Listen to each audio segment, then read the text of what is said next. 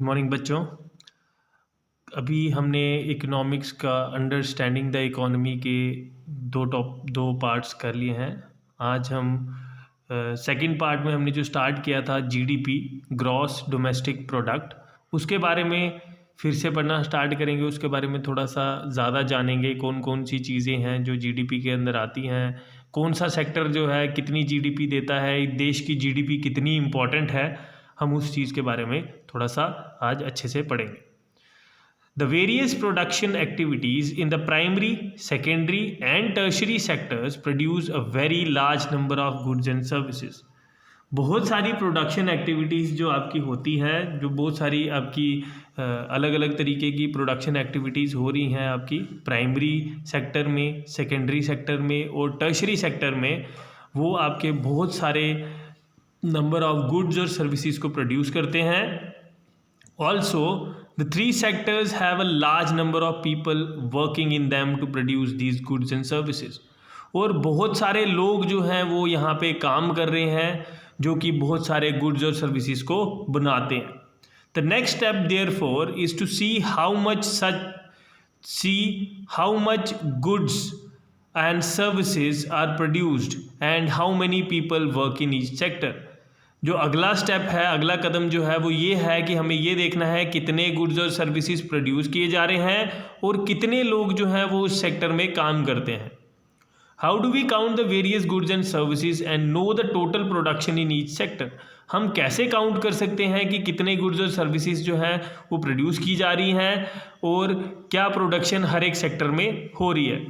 Since we have thousands of goods and services produced around us, क्योंकि हमने हज़ारों की तादाद से हमारी जो गुड्स और सर्विसेज प्रोड्यूस हो रही हैं वो आपकी हज़ारों की तादाद में है। It is not all the goods और services that is produced have to be counted. इसलिए हम सारे गुड्स और सर्विसेज जो प्रोड्यूस हो रहे हैं उनको काउंट नहीं कर सकते, उसको काउंट नहीं करना है।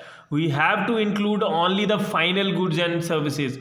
हमें सिर्फ और सिर्फ फाइनल गुड्स एंड सर्विसेज को ही काउंट करना है जिनको कि कंज्यूमर कंज्यूम कर रहा है। हमें एक एग्जांपल लेनी है, जैसे कि एक फार्मर की एग्जांपल लेते हैं who sells rice to a flour mill, जो कि आपकी आटे की चक्की में वीट या राइस को बेचता है 10 रुपये पर केजी के हिसाब से। The mill grinds the wheat and sell the flour to biscuit company for ₹15 per KG. जो मिल वाला है वो वीट को फ्लोर ग्राइंड करता है और फ्लोर को आपका बिस्किट कंपनी को दे देता है 15 रुपये के हिसाब से। The biscuit company uses the flour and other things such as sugar, milk and oil. वो उसमें थोड़ा सा आटे के अंदर आपका चीनी डालते हैं, दूध डालते हैं, तेल डालते हैं और 10 पैकेट बिस्किट के बनाते हैं, जिसको वो 15 रुपये मतलब आपके 10 पैकेट जब बन जाएंगे 15 रुपये के हिसाब से, तो वो 150 रुपये आपका कंज्यूमर से लेते हैं। Biscuits are the final products. अब जो फाइनल प्रोडक्ट्स हैं वो बिस्किट हैं, that is goods that reach the customer, वो गुड्स जो कि कस्टमर तक पहुंच रहा है। Thus the value of final goods and services produced in each sector during a particular year provides the total production of the sector for that year. तो एक साल में, पूरे के पूरे एक साल में जितने आपके फाइनल गुड्स और सर्विसेज जो है प्रोड्यूस की जा रही हैं किसी भी सेक्टर में पूरे एक साल में, वो आपके फाइनल गुड्स और सर्विसेज होते हैं। And the sum of production in the 3 sectors gives us the gross domestic product. और जो सम है प्रोडक्शन का, तीनों सेक्टर्स की प्रोडक्शन का जितना भी कंज्यूम किया जा रहा है वो आपका टोटल आपका क्या बन जाएगा, ग्रॉस डोमेस्टिक प्रोडक्ट किसी भी एक देश का। It is the value of all final goods and services produced with in a country during a particular year. एक कंट्री के अंदर कितने फाइनल गुड्स और सर्विसेज को प्रोड्यूस किया जा रहा है पूरे एक साल में, वो आपका क्या बन जाएगा, उस साल का, उस कंट्री का जीडीपी बन जाएगा। It is the sum of production in the 3 sectors gives what is called gross domestic product of a country. ये जो सम है प्रोडक्शन का तीनों सेक्टर्स का किसी भी एक कंट्री के लिए, वो आपका उसका जीडीपी बन जाता है। It is the value of all final goods and services produced within a country during a particular year. Thus, the value of final goods and services produced in each sector during a particular year provides the total production of the sector for that year. अगर आप final goods और services जो है वो check करें हर sector की एक साल के अंदर, तो वो उस सेक्टर की जो टोटल प्रोडक्शन है वो आपको बता देगा एक साल के अंदर कितनी है. GDP shows how big the economy is. GDP जो है, ग्रॉस डोमेस्टिक प्रोडक्ट जो है, वो आपको एक कंट्री की इकोनॉमी बताती है कि वो कितनी बड़ी है या कितनी छोटी है. In India, the task of measuring GDP is undertaken by the central government ministry. Bharat में जो आपका ये काम है जीडीपी को मेजर करने का, उसको तोलने का, उसको नापने का जो काम है वो आपकी सेंट्रल गवर्नमेंट मिनिस्ट्री जो है वो करती है. This ministry with the help of various governments of all the Indian states and union territories collects information relating to total volume of goods and services and their prices and then estimates the GDP.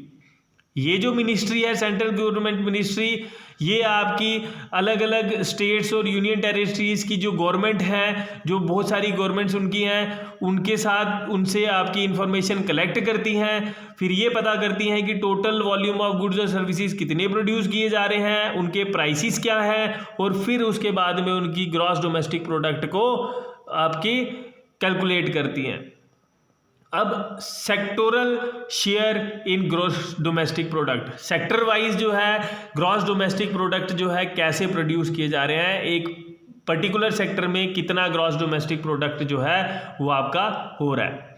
Primary sector contributes around 17%. जो आपका primary sector है वो आपका 17% जो है, 17% जो है वो आपका कंट्रीब्यूट करता है आपका जीडीपी के अंदर. The secondary sector contributes around 29%. जो सेकेंडरी सेक्टर है हमारे देश में वो आपका 29% जो है वो जीडीपी में कंट्रीब्यूट करता है, और जो आपका टर्शरी सेक्टर है वो 54% आपका कंट्रीब्यूट कर रहा है.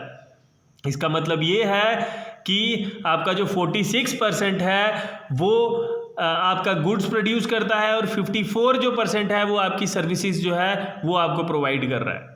Now come to the percentage of population dependent on each of these sectors. अब हम population की बात करते हैं, कितनी population जो है वो इन sectors के ऊपर डिपेंडेंट है. जितनी भी परसेंटेज उसने बताई है, कितनी परसेंटेज ऑफ population जो है वो इन sectors पे डिपेंडेंट है.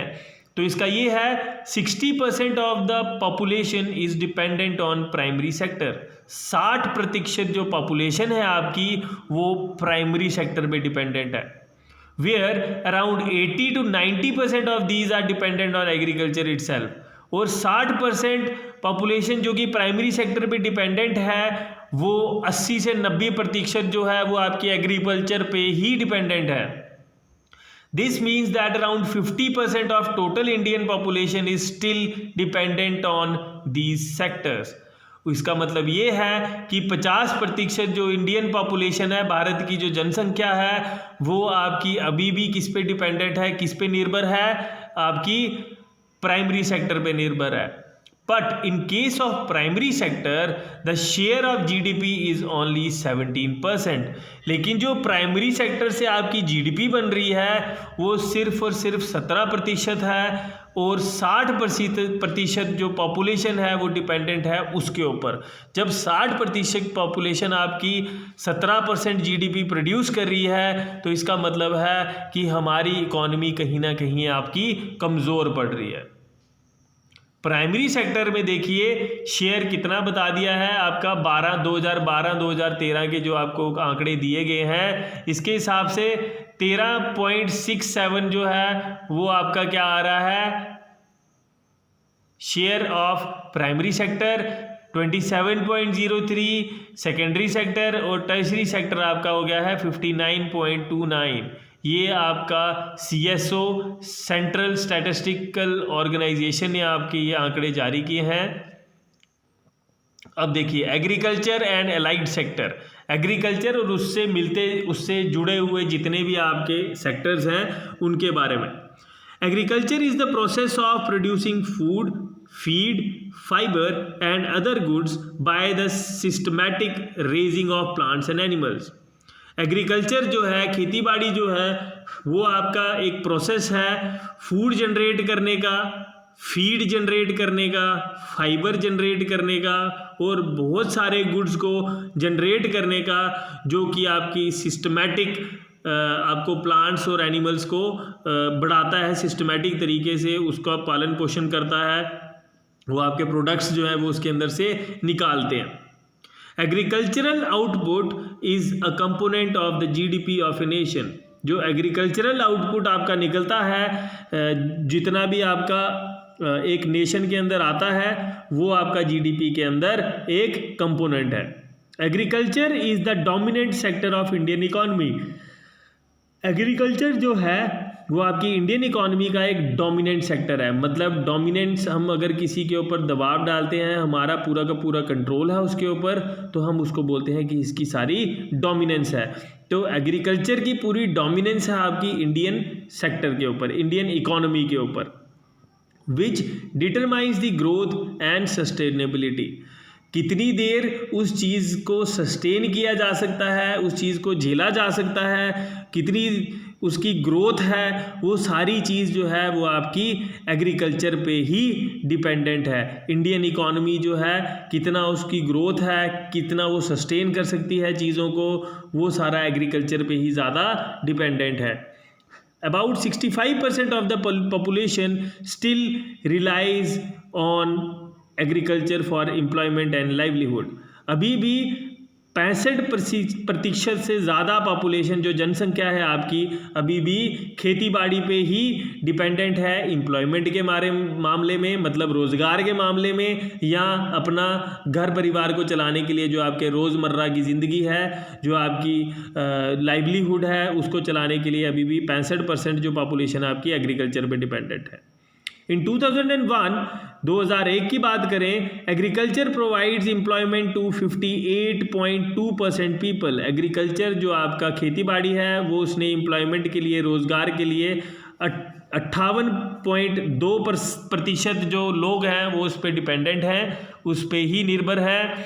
This helps to provide income and food security along with employment in rural areas.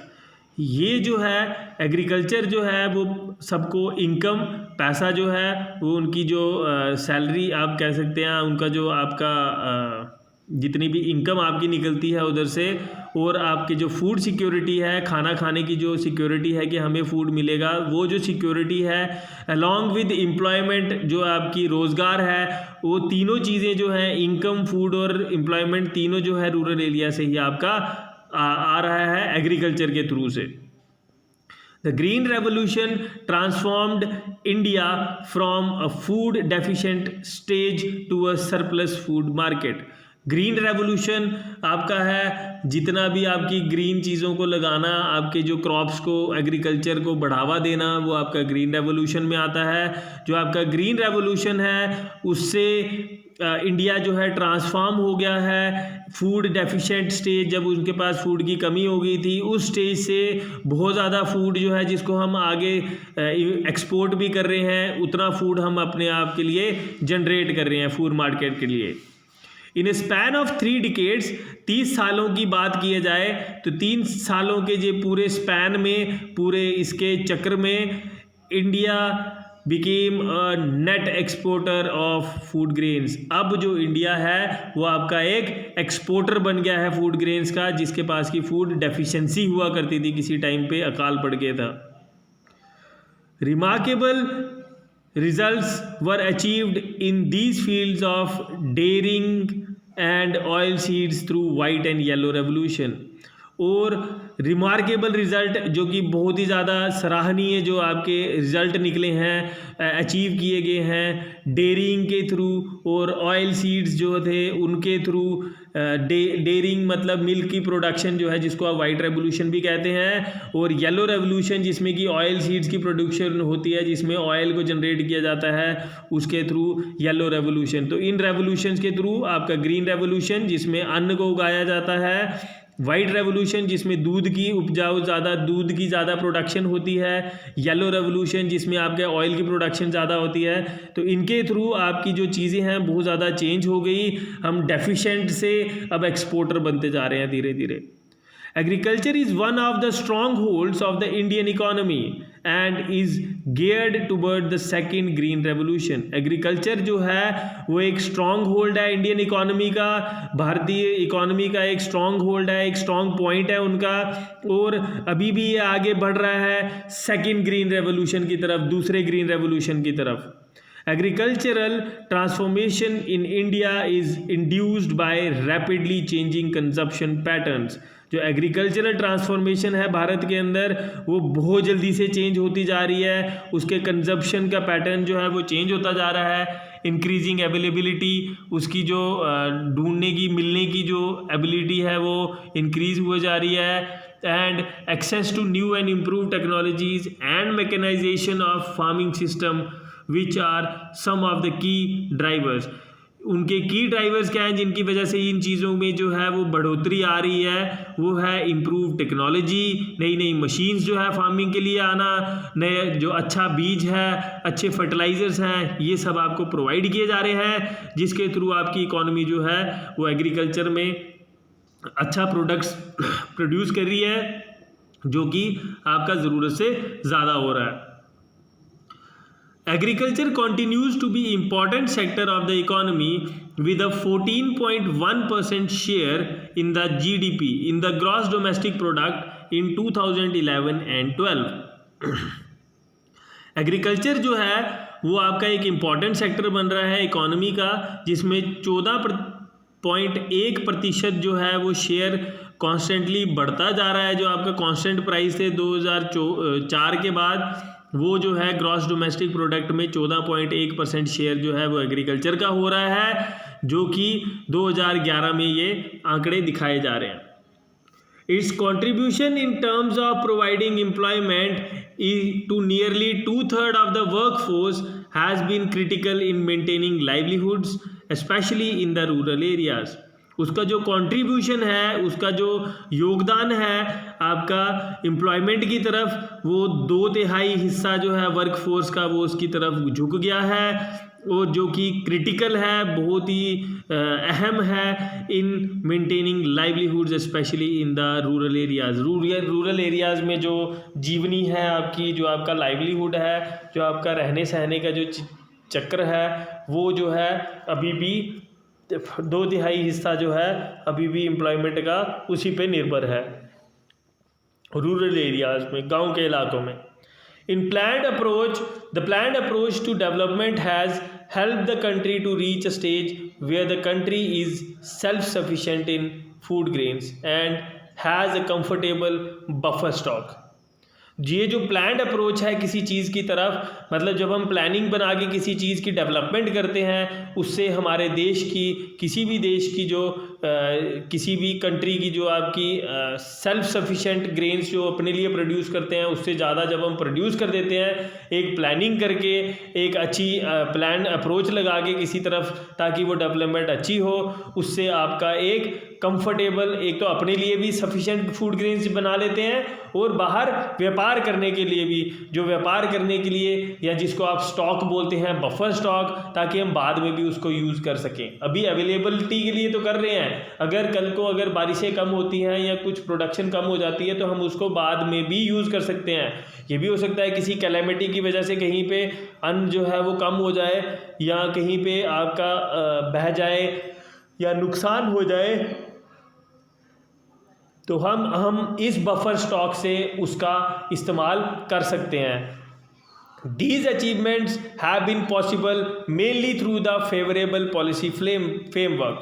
ये जो अचीवमेंट्स हैं, ये जो हमने कारनामे या आपने जो भी चीज़ें अचीव की हुई हैं, ये पॉसिबल हुई हैं जो आपको फेवरेबल पॉलिसी फ्रेमवर्क जो आपको दिया गया है, जो आपको ढांचा तैयार किया गया है एक पॉलिसी का जो कि आपके फेवर में है, उसकी वजह से ये सब कुछ हो रहा है। The policy of Indian agriculture was to achieve food security by providing incentive for growth along with equitable access to food.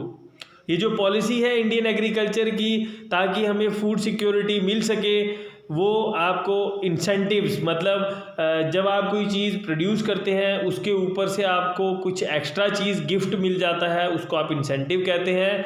तो जब हम किसी चीज़ को अच्छे से कर रहे हैं तो वो हमारे जितनी हम सोच रहे हैं, जितनी हम मेहनत कर रहे हैं, उससे ज़्यादा अच्छा प्रॉफिट हो रहा है, तो उसको हम एक कह सकते हैं कि आपको इंसेंटिव भी दिए जाएंगे। गवर्नमेंट इंडियन एग्रीकल्चर जो है एक पॉलिसी के थ्रू आपको कुछ इंसेंटिव्स भी दिए जा रहे हैं, जिससे कि आप बहुत सारी चीज़ों को एक्सेस कर सकते हो। As a result, terrible famines have become events of the past, and the agricultural production does not show large variation even in the event of adverse climatic condition। इसकी वजह से, क्योंकि हम बहुत सारी प्रोडक्शन जो है वो सिर्फ खाने के लिए ही प्रोड्यूस नहीं करते, सिर्फ अपने आज के लिए प्रोड्यूस नहीं करते, हम ज़्यादा सरप्लस अमाउंट में प्रोड्यूस करते हैं। उससे क्या होता है कि अगर कल को कोई सूखा पड़ता है, फेमीन होते हैं, जब कहीं पे अकाल पड़ जाता है, सूखा पड़ जाता है, बारिशें अच्छे से नहीं होती हैं या बारिशें ज़्यादा हो जाती हैं, तो उस चक्कर में जब आपका फसल की बर्बादी हो जाए या फसल सही से ना उगे, तो उस केस में आपके पास कुछ ना कुछ जो है वो स्टॉक पड़ा होगा, बफर स्टॉक में पड़ा होगा, तो आप उसको आराम से यूज़ कर सकते हैं। तो अभी की जो पॉलिसी चल रही है, अभी की जो एग्रीकल्चर की जितनी हम काम कर रहे हैं, उसके हिसाब से हमारे पास जो है वो अपने खाने के अलावा हम एक्सपोर्ट भी कर रहे हैं, बाकी के रॉ मटेरियल भी दे रहे हैं, तो उससे हमारा काम बड़े अच्छे से चल रहा है। तो हमें इतना इफ़ेक्ट नहीं पड़ता जब भी कोई सूखा पड़ता है या जब भी बारिशें ज़्यादा हो जाती है, फसल बर्बाद हो जाती है, तो हमें इतना फ़र्क नहीं पड़ता जितना कि पहले पड़ता था। It is however revealed that the growth rate of agricultural production declined from 3.72 in 80s to 3.35 in the 19s, indicating towards the need of sustainability in the agriculture। अब ये भी रिवील किया जा रहा है, ये सामने लेके आया जा रहा है कि जो ग्रोथ रेट थी एग्रीकल्चरल प्रोडक्शन की, वो डिक्लाइन हुई है 3.72% से, जो कि 1980s की बात है, से 2.35%, जो कि अभी 1990s में कम हो गई है। वो जो है जैसी कि नीड है सस्टेन करने की एग्रीकल्चर को, वो धीरे धीरे चेंज होती जा रही है।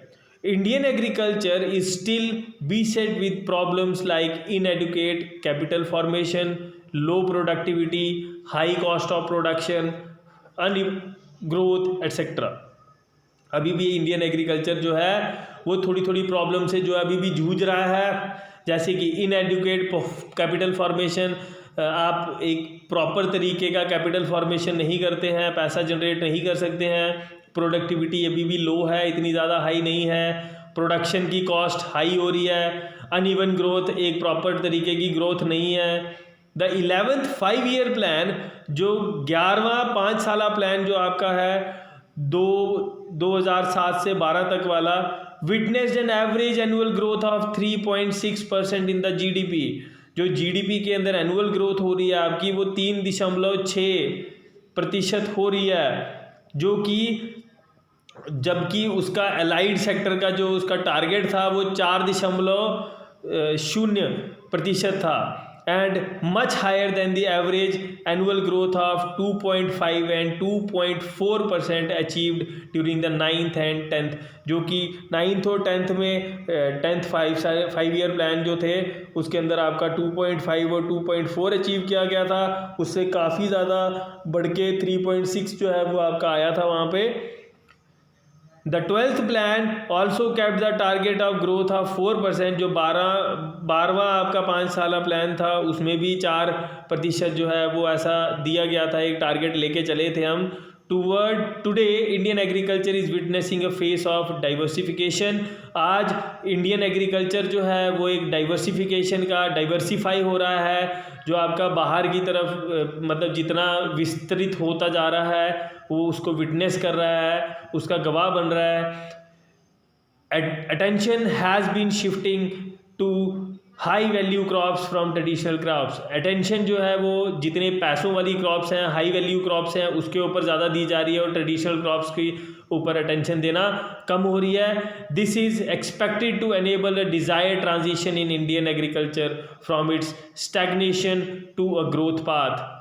अब ये जो एक जगह पे रुकी हुई थी, स्टैग्नेट हो गई थी एग्रीकल्चर, जो इंडियन एग्रीकल्चर, अब जो है उसके अंदर ट्रांजिशन आ रही है, एक मनचाही ट्रांजिशन आ रही है जो कि अब ग्रोथ के पाथ पे चल गई है जैसे कि एक्सपेक्ट किया जा रहा था। To leverage the global competitive advantage Indian agriculture needs intervention in the areas of policy, technology and market access. Agriculture जो है अगर एक लेवरेज ली जाए, ग्लोबल कॉम्पिटिटिव एडवांटेजेस उसकी देखी जाएगी, कितना वो फ़ायदा दे रहा है गवर्नमेंट ग्लोबल कंपटीशन में, अगर देखा जाए उसकी एडवांटेज देखी जाए तो इंडियन एग्रीकल्चर जो है उसको बहुत ज़्यादा इंटरवीनेंस की ज़रूरत है, इंटरवेंशन की ज़रूरत है in the area of policy, technology और मार्केट एक्सेस। उनकी जो पॉलिसीज़ हैं, उनकी जो टेक्नोलॉजी है और जो मार्केट एक्सेस है उसको और ज़्यादा इंटरवीन किया जाए ताकि वो ज़्यादा से ज़्यादा फ़ायदा उठा पाएँ।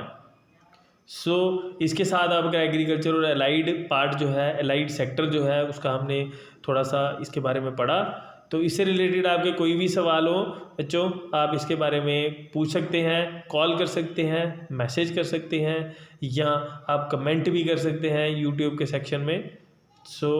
आप कॉल कर सकते हैं 9906219556 बच्चों। Thank you, have a nice day बच्चों।